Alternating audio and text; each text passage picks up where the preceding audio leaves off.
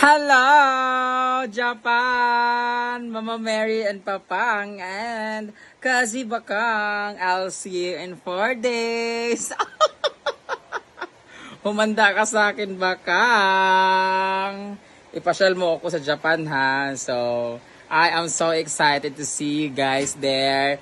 Bond with you, drink with you, and chill pa more. Hoy, hindi na ako pwede mag-chill ha kasi I'm maintaining my diet and sabi ng ng veterinarian ko kung nagpa-prenatal ako, hindi daw ako pwedeng uminom ng drinks kasi liquor kasi baka daw possible na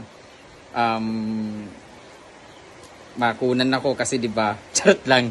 Hindi possible na maiba yung diet ko, baka tumaba ako ulit. Alam niyo naman ako, 'di ba? Kasi 'di ba nagpa-deworm na ako last week. So, kailangan ko siyang i-maintain para hindi bumalik yung mga bacteria in my body. I see you in Japan, 4 days na lang. Lilipad na. See, darn. Charot lang. Lilipad na ako. So, magpapa-makeover muna ako tomorrow. Magpapalagay muna ako ng eyelashes. Ay, hindi pa pala. Sa 22 na ako magpapalagay ng eyelashes. And then hair color ako again. Para naman kahit papaano bumagay yung looks ko. Kasi diba yung itsura ko pang Misamis Oriental lang. So, kailangan pang Japan naman yung itsura ko. So, pagdating dyan, dapat medyo sexy na ako, diba?